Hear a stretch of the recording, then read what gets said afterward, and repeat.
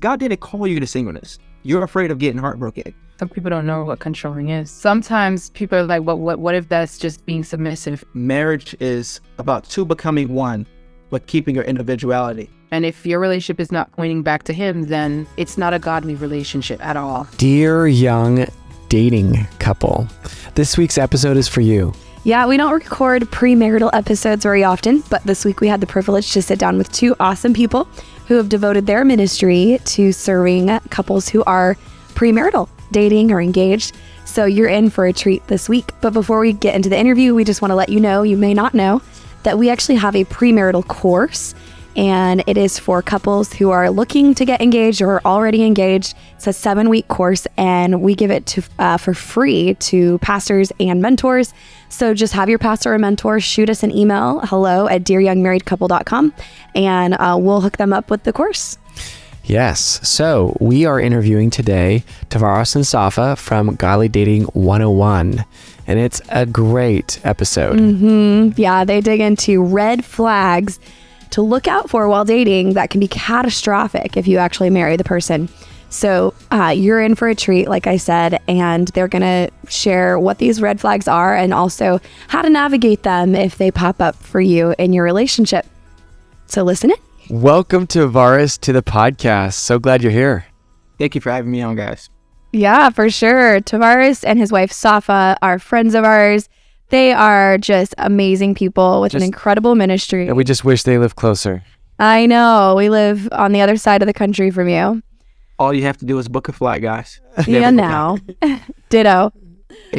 But we really respect Tovares and Safa, and we shared already in the intro about them and their ministry, but we just want to say while we're live here with you, how much we appreciate you guys and what you're doing to pour into the kingdom and prepare so many people for marriage. So thank you. Thank you for what you guys are doing, because we try to prepare them and then they still go into marriage not knowing what to do. So you guys help us, after we cross that bridge. So what you guys do is extremely helpful as well. Aw. Man. Well, we're looking forward to diving into your new book, Godly Dating 101. It just came out. When did it release? September 13th. If I'm not mistaken. Yes. And it's been just wildly successful. I mean, people want this stuff. They want to know what to look out for, how to date well, and how to prepare themselves for this beautiful gift that God may or may not give them, right? Because marriage may not be for everyone, but as they're preparing themselves for that, they want a manual, and you guys have provided that. So we're excited to ask you today about some of those things to look out for. So just what would you say would be one of those big red flags that people have to look out for with dating? I would say the biggest thing, since we're starting this off obviously on a Christian podcast, is their walk with God. Because truth be told, and I guess this kind of leads into one that I wanted to talk about today, which is inconsistency. But I think it's very common that when you go in church, we've placed marriage on such a high pedestal that everyone is ready to get married. Everyone is curious about when is that time going to be? How are they going to look? Are we going to get to have kids? Or whatever, everyone is thinking about that stage of marriage, so often that we begin to settle for whoever's available, or they feel as though I'm getting up in age. Now I don't have as many options. I'm just going to date whoever's inside the church. So I think it's extremely important that you're paying attention to someone's spiritual life, because I believe if you have that foundation, you guys can work out every other aspect. But when you have someone that you're dating and they're inconsistent, then that's a huge red flag for me, because obviously, a guy can lead praise and worship, the guy can preach the house down, but can he lead you after service? Can this person, actually lead the home, lead devotion? Can he lead the children? Because it's not their looks or their beauty that's going to be raising kids, but it's the character that they have. And I heard someone say... So what is that... sorry. I was just going to ask you to expound on that real quick. What does that inconsistency look like in a red flag? Like if they went, the guy I like is, like you said, on the platform and he's leading worship. But what does that inconsistency look like off the platform? I would say holy at church and, lunch driven, when service is over. Because a lot of times we know how to jump, shout, dance, and we know how to run around the church. And then after altar call, we completely forget every commitment we just made to God. Mm. But it's just like, well, he seems extremely spiritual there, or she seemed extremely spiritual, in the house of God. But in reality, now when you're alone or when you're talking on the DMs or in all of those aspects, do they still show that same godly character? And what I was going to say just now was I heard someone say the key to integrity is the root word, I believe they said, means one, meaning you're the same way everywhere, everywhere you are. And that, kind of resonated because I never really looked at it from that point. I just thought, oh, a God with a character, but actually what it's saying is you're the same exact person in every scenario. That's really so good. I think it's extremely important that, if you see that this is a woman that you're interested in, then yeah, she's godly at church. Yeah, she knows how to do all the right things. She knows how to make herself a spiritual example, to other young ladies when she's at church. But who is she really when church is over? I mean, so I think, just to start off, that's probably the biggest red flag that I would say we have to pay attention to, because that's one thing that I loved about Safa, that it doesn't matter what, where you were going to see her, she was the same person. It doesn't matter who it was, whether you were a friend with her or you weren't her friend, you always had the same, perspective of her, and that's what I strive to be, because I know there's been plenty of times where, well, Tovares knows how to put on the church mask. Well, Tovares knows how to put on the mask around his boys, but that's not what God is calling me to. God is not calling us to be one way around certain crowds, but he wants us to have that same consistent character. So to me, the biggest red flag is definitely inconsistency, because the Bible says a double-minded man is unstable in all his ways. So if this guy's unstable in his walk with God, you should expect there to be inconsistencies all throughout the relationship. That's really good. I love that you bring up that scripture, because it brings in all his ways. Yeah. And that's a quick way of seeing, okay, if he's inconsistent in all these other places, then most likely, even with me, he's showing up right now. Yeah. But maybe later he's just going to, that's another way he's going to start being inconsistent when it doesn't suit him. Yeah. Right. Or her. Right. A lot of us, we don't think of it that way. And I think, a lot of times they'll overlook certain aspects, whereas he's spiritual, but he's inconsistent in other areas, or he's consistent in his kindness and giving and all that, but he's not consistent with his walk with God. But the Bible makes it clear that it's only so long you can put on that front, and eventually your true character is going to show. So it's important that we're paying attention to someone who you're not worried about how are they, when I'm not there. You want to be able to know that this person has the same character no matter where they are. So that's why I believe the key is finding a woman or a man of God, who has integrity. That's so good. What would you say, to someone who hasn't been in the relationship long enough? Because there's a lot of people that are worried about going into relationships, right? Maybe they've been burned a couple of times, so they're tentative, and they're looking for these inconsistencies. They don't see them yet. What would you tell that person, going into a relationship? How long should they be looking for this? What is the attitude around that, worry that they should hold? And that's the key. They're worrying, and that's the problem. To love is to be vulnerable, so I don't believe anyone should go into it naive and feel as though, okay, they're perfect. No, you're kind of setting yourself up for failure. But if you go searching for a problem, you're going to find it. The Bible says, well, certain things are lovely, just, pure, a good report. Those are things you should be thinking about. But unfortunately, a lot of times we go into it with our insecurities, with our baggage. So now I'm looking and I'm waiting on the opportunity for you to lie. I'm waiting on the opportunity for me not to trust you. Oh, well, the last guy cheated, so let me see if Pizza Hut is texting your phone. It's you're waiting on that moment. Eventually, you're going to find something, even if you're creating that narrative to yourself. So I think it's important that you go into it, being, using wisdom, using discretion. But sometimes people are great at masquerading who they are if that person is actually lying.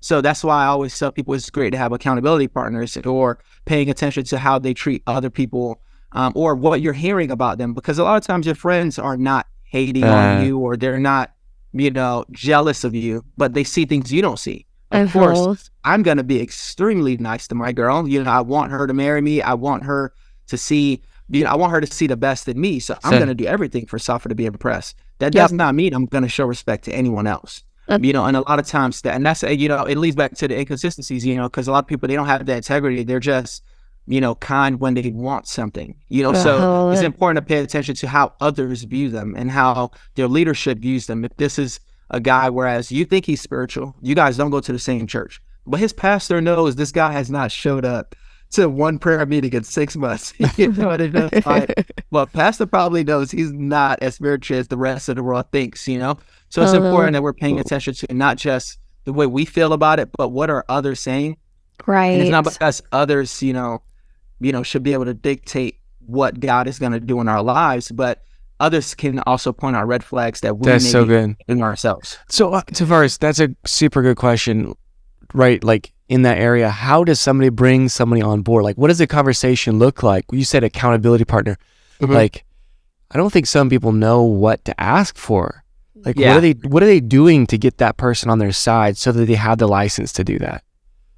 Yeah. So I really wish Safa was here because before we got to the engagement point, Safa went, you know, full blown detective mode. I didn't know she was asking my friends. I knew my Safa's dad is a mechanic, and my pastor went to her dad. So I didn't even know that it was all these connections there. So Safa had her dad inquiring to our pastor about me, and I had no idea. You know, our friends, you know. So she spoke to a lot of people about me. So she's definitely the expert on being TIA. But I will say it's important that it's another part with a vulnerability, because like a lot of times we think about having accountability partners. We only think about it in terms of, man, I'm struggling with lust. You know, do you have any advice? Can you help me?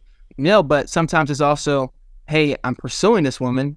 I don't really know how that works. You know, so finding those godly marriages that, I'm not saying you want to copy them, but you see traits in them that you would love to have in your own marriage. Sure. You know, being willing to go to those couples, because I've gone to a married couple and I've, you know, watched people from afar observing. You know, I've never gone to someone in regards to that. It was mainly just a matter of, you know, I'm struggling in this area. Can you help me? But I've had other married people tell me, like, this is where, you know, my wife and I had a huge argument over something silly that I said. You know what I mean? And if you just don't go about it this way, you can avoid so much of a headache. You know, so I know it's possible that, you know, you can have those people, but you just have to go up to them and tell them. And obviously no one wants to feel as though, well, I have problems in my marriage, I have problems in my life, you know, but if you want help, you have to make yourself vulnerable. Confess your faults one to another. That's you right. know, pray for one another, and that's where you find healing. But unfortunately, we don't confess any faults, and we don't pray for anyone unless they have cancer or something. And it's just like, no, but you're not going to find healing in regards to your emotional problems or regards to your insecurities if you don't have people in your corner. So I think it's just important that we're just going to people and, you know, being willing to be vulnerable. And obviously that's not everyone in the church you can lean on, but there are some people, and God will lead you to them if you pray about it. Yes. So good.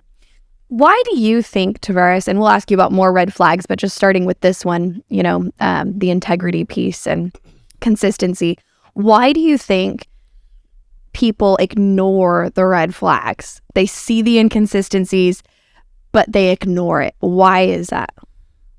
I think sometimes we get our own idea of what love should look like, you know, so if I'm used to dysfunction, I'm not worried about all, you can tell me this woman has a less issue. I don't care. I'm used to it, you know? So when you're used to something, the environment seems normal. You know, there was a time where we were leaving for church in the morning. My dad always cooks prior to service. So I don't know if you guys ever tried Jamaican dishes, but my dad is making curry goat in the morning. So I haven't had that one. Hey, but it's nice to try. So my dad has the pot on high. He goes to turn. He's supposed to turn it off prior to leaving. He always turns it off prior to leaving. My mom goes, turns it off prior to leaving. So when it's time to leave, he didn't pay attention. He turned it right back on. We left the church, come back home. It's like, why is the house smoky? His mistake was he opened the pot in the house. Like, dude, we smelled like burnt curry goat for months. Everyone thought I was in middle school smoking cigarettes. You know, we smelled bad for months. Like the smell did not die out for months. Like, so it's in all the clothes, like the closets were just done for. But the thing is, after a day, you know, I was so used to the smell. Everyone else thought, you know, this kid smokes, you know, but I was just so used to it. And it wasn't until you went outside that you realized, oh, well, that's not normal. And when you go back inside, the smell hits you again. So that's why I'm saying, like, we get so used to being at dysfunctional moments that because I'm so used to it, I've seen that pattern in my family. I've seen that pattern, unfortunately, even in the church. You know, that it doesn't matter that, you know, this person is inconsistent, because all I've seen was inconsistency, that this to me looks normal. You know, so I think it's important that we recreate or reframe, I should say, what we define as normal, allow God to tell us what's normal. Because if we're only looking at Hollywood, or we're looking at our relationships, or we're looking at divorces in our families, or, you know, people in the church that probably did not have the best examples, if we think that's what God has for us, then I'm willing to settle for whoever there is, you know, whoever doesn't make me feel good right now, rather than looking that something should be more, you know? So I think it's important that we have to revisit what it is that we're both desiring and what it is that we're expecting. Because a lot of times, a lot of people, they know they deserve better, but if all they've seen is less, then to them it's just fine. Well, how do people get that better image of what they could have? What would you tell, like, what's the, like, hey, do this in order for them to, like, not have that burnt goat smell or whatever? Well, for one, don't touch any stoves prior to service. But I think I know part of it is definitely therapy, but yeah, I feel like for the most part, and even if you're not going to a professional therapist, but willing to communicate what it is that you're feeling, or what you're seeing. And I say that because I feel like there's a stigma in, you know, being vulnerable and expressing our emotions and our feelings, because we don't want to, you know, say like, I'm afraid of getting married because I saw my mom get divorced. You know, a lot of people, I'm content being single. God called me to singleness. God didn't call you to singleness. You're afraid of getting heartbroken. You know, so I think it's important that we go to someone and allow ourselves to kind of unload all of that, because I think a problem is we suppress everything. And then when you suppress it, you never really resolve anything. It's just kind of beneath the surface. So if you really want to get a new vision, you need God to renew your mind. God's not going to renew your mind without the word.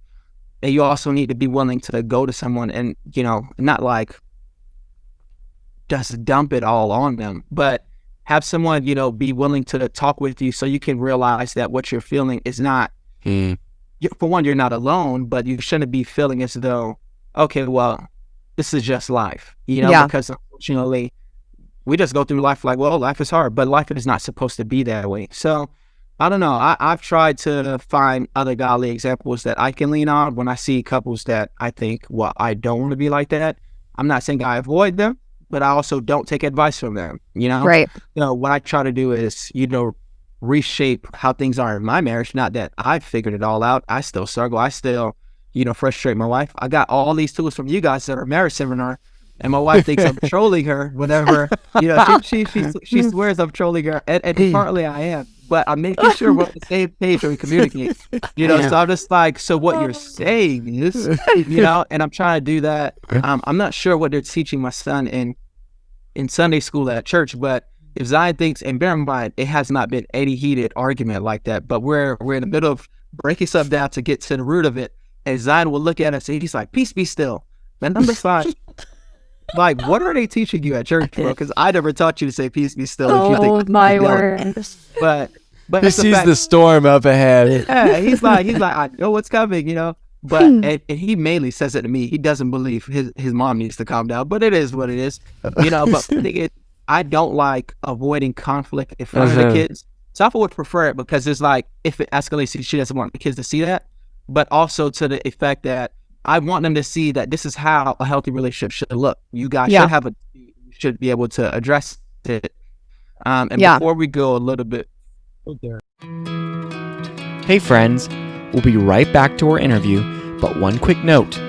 If you love what you're listening to, you might also enjoy going through our card decks that we designed to help couples stay connected and in each other's world.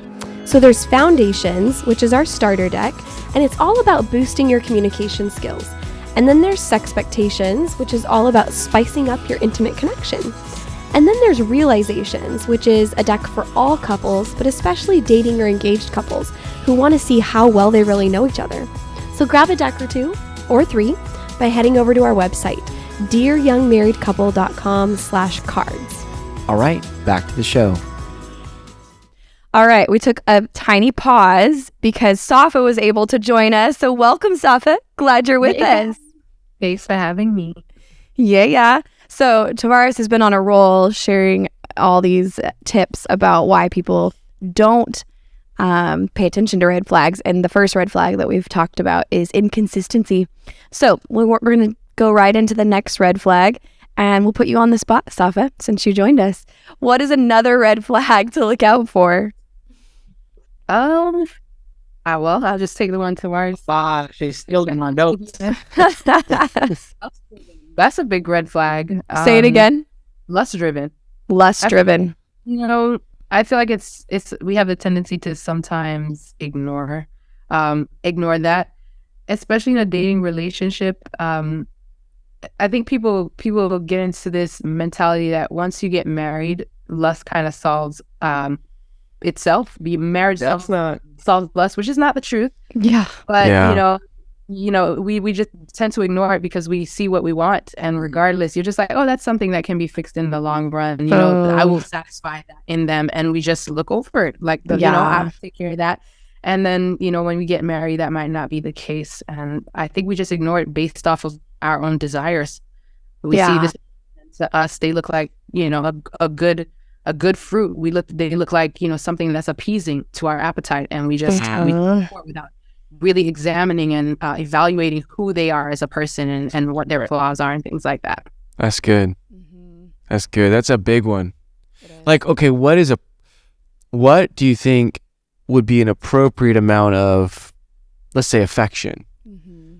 And what would be, okay, well, that's lust driven. Like, how do we differentiate between the two? Because some people are like, oh, just love is love. Like, we're drawn, and of course we have chemistry. This is good, we're on a roll here. But like, how do you know that it's not just like, oh, it's like quote unquote chemistry, and it's like, no, that's lust driven right there. Yeah, so I think that's a great question that she said, because I wanted to chime in when she was talking about it, because I've had people ask, like, so how far can I really go? But my thing is, I think the real issue that we need to understand is that if the conversations are constantly heading a certain direction, then you know what this person's motives actually are. And I say that because, let's be realistic, you're not marrying someone just because they speak in tongues. You're not marrying someone just because they go to church. You want to be attracted to this person, but relationships come with a lot of aspects. So you want to have that physical attraction. You want to have that spiritual connection. You want to have that emotional connection. But if it's never about me learning about you, it's just me learning about your body, or me never complimenting you on your characteristics, for complimenting you on things you do, or complimenting you on areas I see you're growing in, but it's just a matter of, man, you look so good. Man, I wish we could do this. Man, and it's just like, you can tell where motives are. Then it's just what they call eros love, erotic love. It's just sex that's really driving them. When I think about that, I think about Amnon in 2 Samuel 13, whereas he loved his sister Tamar. That's what the Bible says. He loved her to the point where it's making him sick, but then after he gets what he wants, the Bible says he hates her more than he ever loved her, because it was never actual agape love. It's a matter of driving him. He was just trying to get his needs met. So that's why we see a lot of people get into relationships, or unfortunately get married, and now that okay, well, time in bed is over. Where's the connection? It's not really much to it, and that doesn't sustain relationships. So it's important that you pay attention to what is it that's attracting them to me. And if it's only physical, while it's great, you may find your spouse, radically attractive. But if that's all it is about them, then they don't necessarily care about you. So it's important that we pay attention to that, so we're not getting into a relationship for someone who just wants us for our body, because unfortunately, someone else in the world is going to have a nice body, and if all they care about is that, then things can go south really fast. Yep. That's good. I love that. It brings to mind that scripture, out of the mouth the heart speaketh. Yeah. So if all there's talking about is what they want to do and trying to go there, they're obviously ignoring the other factors that are actually very important for knowledge, like to know and to grow in knowledge about that person, because that's really where intimacy is. Yeah. So what their mouth is speaking is a good litmus test on where their heart is driven. So that is it lust driven? Now, if they're complimenting you and they include a physical compliment, but they're also sharing a lot of other compliments about your traits or observations about your deeds. Yeah.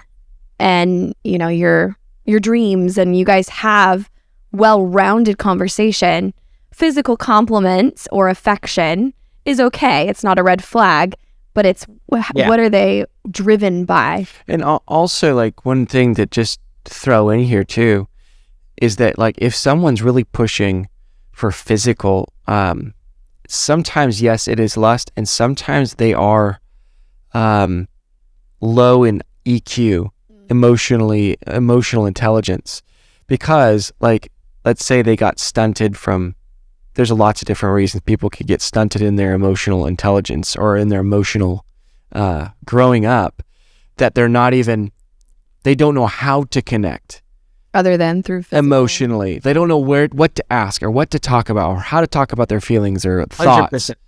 And so all that they know is like, well, like, closeness is like physical. Yeah. And that's what they go for because that's all they know. And that's the key, because I honestly believe there are some people that it's not lust driving them. They don't know how to hold a conversation. Yes. And a lot of that can be driven from things like pornography and things like that. But that's what I'm saying. We have to reframe what we're viewing as normal, because if that's just how I think I should communicate with women, it worked that way when I wasn't saved, or it worked that way for all the guys I do know, then in my head, I should be this way. And I told Safa this one time in the past, because, you know, we tried to talk right out of high school, and thankfully it failed because I wasn't mature at all. Not that I'm mature now, but I was worse then. You know, it was just the fact that anytime Safa was like, hey, what are you doing? I'm just like, just seeking God, just reading the Bible, and it wasn't me genuinely trying to, over spiritualize and try to impress her. I was really doing that. Every time she would ask, what am I doing? I'm just like, oh, just reading the Bible. And she's looking at it like, dude, do you want to talk to me? Like, here's the compliment. It's just a matter of, you just seeking God. And it's just like, am I interrupting him seeking God? Like, that's how it seems. She's like, how dare I, You know what I mean? Just like, when I hit him up, he's seeking God. So it's like, this is not going to work out. So I think it's important that we understand it's nothing wrong with complimenting a person. Like you said, it's just a matter of well-rounded, conversation. So it's some people that I genuinely feel as though they want to know a person on a deeper level, but in their mind, intimacy is sex. And truth be told, intimacy does not mean sex. That's just one physical aspect of it. But intimacy is a lot more dealing with conversation and connection and emotional engagement, way more than that. So if that's all I was thinking about, then like you're saying, like, that's a really low EQ, because you're not realizing it's not necessarily connecting you the way you think you are. It just connects you in that moment, not necessarily for a lifetime. Yeah, that's solid. Yep. All right. Take us to the next red flag. How many do we have, by the way? Like 1,006, but 6. We're gonna Joe Rogan this podcast. I'll say one, and let Safa chime in.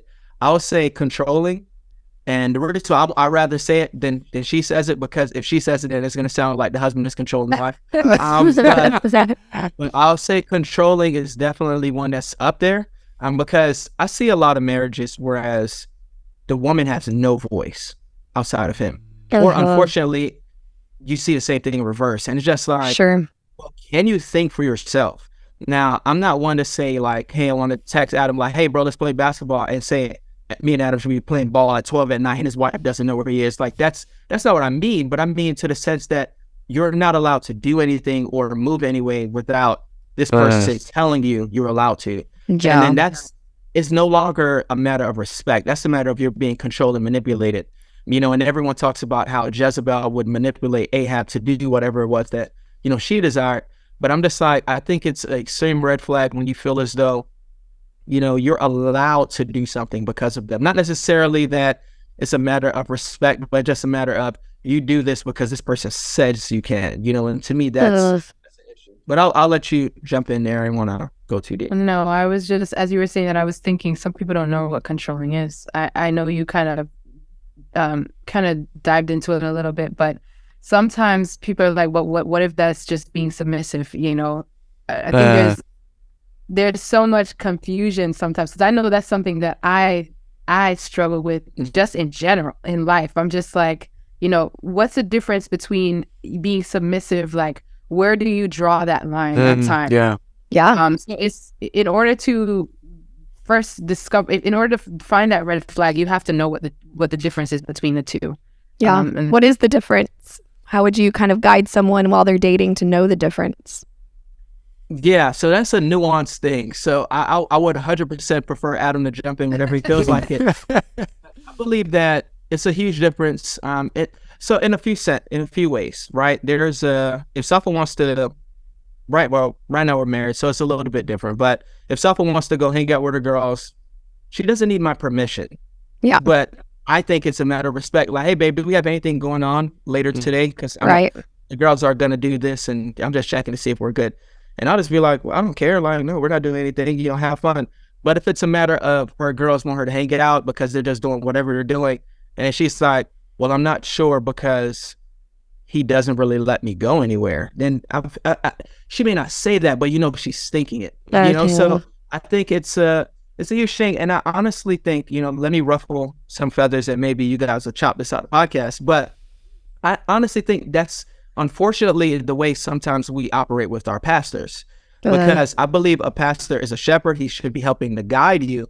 But that doesn't mean he says, well, Adam, this is what you do no matter what. And it's like, he can just say that at any point, and it's never a matter of prayer. It's never a matter of conversation. Then it's not necessarily I'm submitted to leadership. I'm just be controlled. I'm just doing whatever they tell me. So I think it's a matter of you're still allowed your individuality. There was a guy who said that at our wedding, he was just like, marriage is about two becoming one, but keeping your individuality. And people are looking at him like, dude, you are so drunk right now.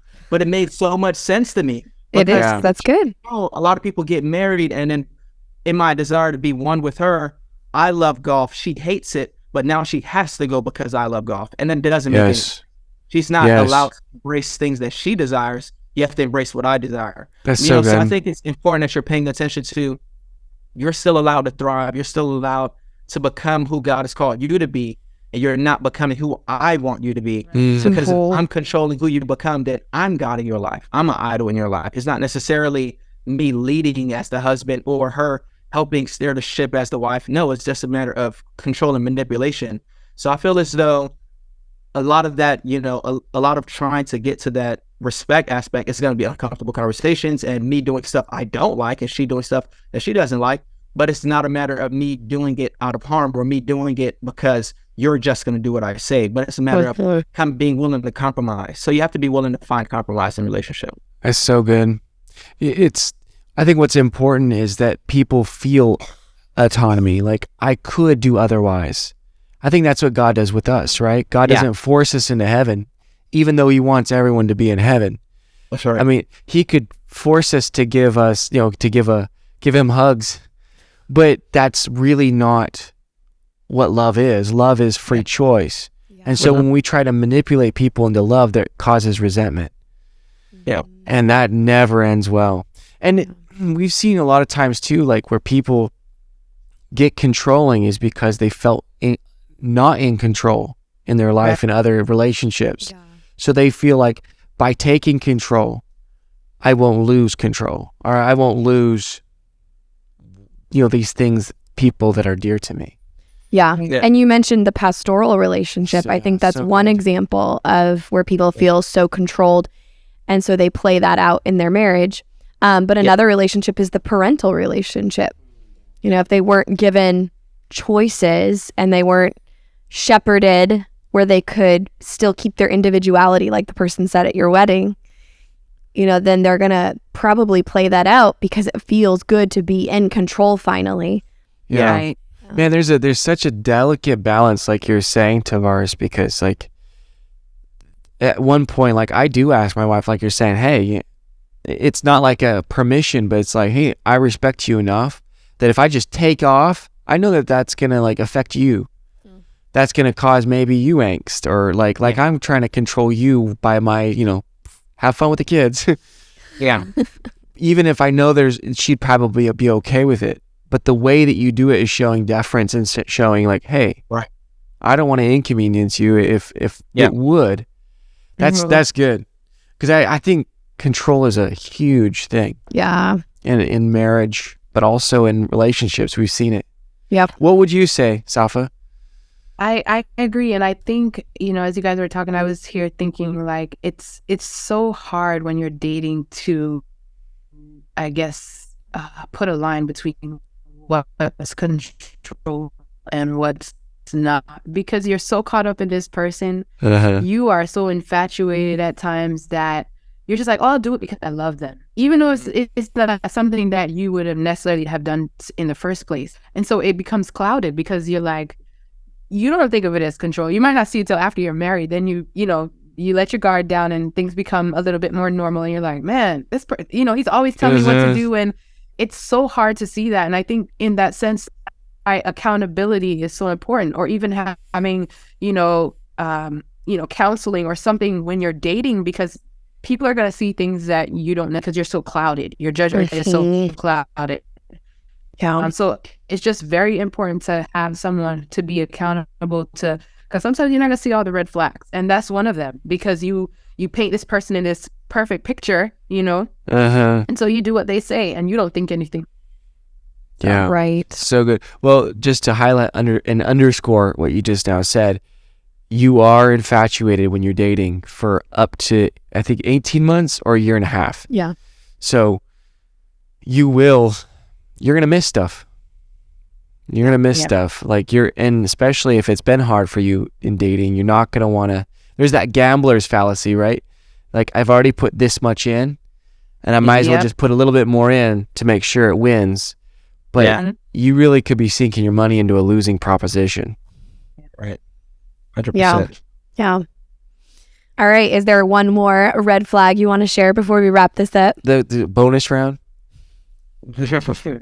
Well, I would say... Sure, still my notes. Do you have one? I do. They're not drawing you closer to God. I don't know if you mentioned that prior to me being here, but if they're not drawing you closer to God, then that's probably a good indication that you're not supposed to be with this person, because marriage, relationships, everything leads back to Him. And if your relationship is not pointing back to Him, then it's not a godly relationship at all. Yep. You go to church and you're involved in all these ministries and you're doing this and that and this, but together, you're not growing together, you're not, pushing each other towards Christ, then that's a red flag. Growing up, I don't remember where I learned this, but I always picture in my head a triangle. And let's say Tovares is at the bottom end of the triangle and I'm at the other end, and God is at the top. The closer we get to each other is the closer we get to Him. That's how it should be. That's how our relationships should be. If we are not growing closer to God with each other, then we shouldn't be together. But yeah, so what Safa was saying, that just reminded me of the story with Noah, where it says, but he found grace in the eyes of God.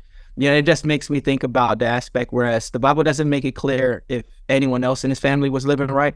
The Bible doesn't make it clear, what we know, the rest of the city wasn't living right. But it's the fact that because of his walk with God, then it saved his family. So it's key, kind of like in the beginning where we're saying with the inconsistent character, aiming to be godly everywhere, because you want to make sure that when you aren't where you need to be, your spouse is still consistent in seeking God. Your spouse is still a person isn't going to just let you lay by the wayside.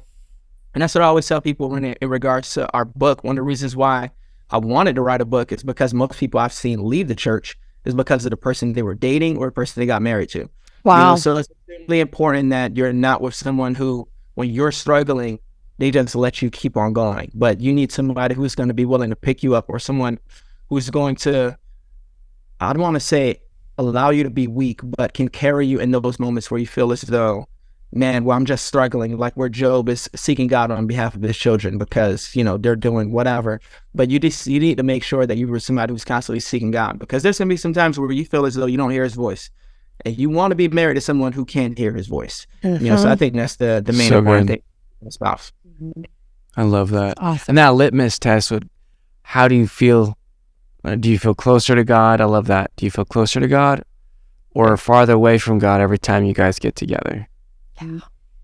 Yeah. Envisioning that triangle. Yeah, that triangle. Like, are we moving closer to God as we get closer to each other? Because if not, we're not on that triangle that we should be on. Yeah. So good. Where can they find your book, guys? Well, I would mainly say Amazon, since it's the most convenient nowadays, but wherever books are sold. Yep. Books A Million, Barnes & Nobles, Amazon. GodlyDating101book.com. But there's... Or you guys can show up to Adam's church and we're going to put up a table whereas they have books there. We'll do it. Just ship me a box. We'll sell them. We appreciate you guys having us on, man. Yeah, Oh, man. We love absolutely. you. And also, they have a podcast, Godly Dating 101. And when this airs, they will have just relaunched a new season. So go ahead and go to the Godly Dating 101 podcast and subscribe so that you can get their weekly episodes, especially if you're unmarried. But even if you are married, if you're discipling people, you can get a lot of good nuggets that can be passed along because this generation listens to podcasts. And so you can just text them a link to something that you know they should listen to and be a good way to minister to them as well. Yeah. So we end every episode by asking the question, what do you wish you would have had or advice you would have had at the first part of your marriage? And then fill in the blank to your married couple. Sure. I wish someone would have told me that intimacy was more than sex. I was one of the people who viewed it as just physical connection. At one time, my wife told me, we're not connected. And I'm like, we literally see each other every day. Like, how are we disconnected? We have not been disconnected for how long? Quarantine forced us together. But it was really her way of saying, like, we're around one another, but we can become roommates if we're not careful. You know? I think it's important that you learn how to communicate with your partner, learn how they want to be loved, and that way you're feeding into that. And that's what I wish I would have been told. That's good. I just wish I would have had better habits of communication. I grew up in a household. My parents, I was born and raised in the Pentecostal Apostolic Church, and my parents, great parents, still married to this day, but communication, as Tovares mentioned in an episode, we don't argue around the kids. We don't. That's just I don't know how to argue. I don't argue. Period. He doesn't have to argue. He doesn't want to. You're gonna be with yourself. That's how I look at it. That's what's out there. there. And I will just That's why Zion tells me, "Peeps, be still." Yeah. Every time I see does even have a ounce of an argument, even if it's just a discussion, he says, "Peace be still, mommy and daddy," because he doesn't. He doesn't see it's arguing. So, I love it. That's the better way to communicate, because I feel as though that would have really, really helped us just be closer and just be able to understand each other a little bit more. So good. That's awesome. So good. Arguing well is such an important skill. Yeah. And confidence. It's a confidence. Once you've done it well enough times, then you can start having a confidence that you could go through big stuff and still get through it. Yeah. Well, it's true.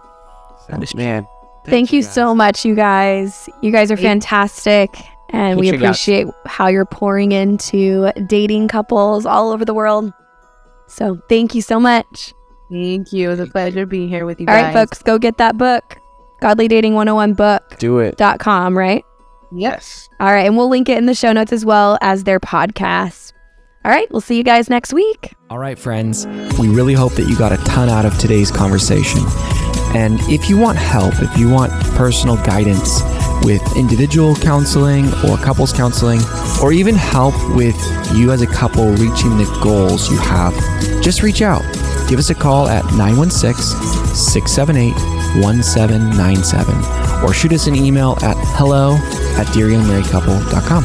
No matter where you are in the world or in your marriage, we can set up a counseling session with you and we can work toward progress. We also post marriage advice regularly on our Instagram, which is @dearyoungmarriedcouple, and we'd love for you to join us in conversation there. All right, see you next week.